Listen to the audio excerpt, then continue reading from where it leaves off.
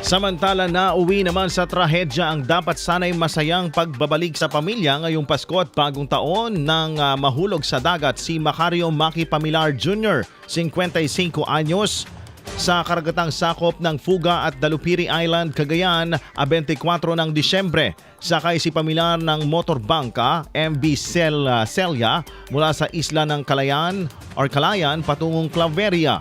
Ayon sa nakalap na impormasyon ng 98.5 IFM Kawayan mula sa kanyang asawa, nawalan umano ng balanse si Pamilar habang isinusuot ang kanyang kapote. Dagdag pa ng kanyang asawa, huling nakita si Pamilar na nakasuot ng pulang ball cap at itim na sando, may taas na 5'2" at may katamtamang pangangatawan. Isinagawa ng Philippine Coast Guard ang halos isang oras na search operation ngunit hindi na siya natagpuan. 2 pasahero at 7 crew ang sakay ng bangka nang mangyari ang insidente. Nagpalabas din ng flash alarm sa mga kalapit na baybaying bayan sa Cagayan para sa mas malawak na paghahanap.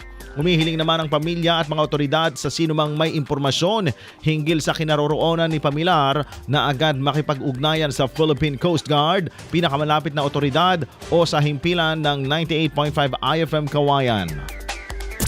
IFM News.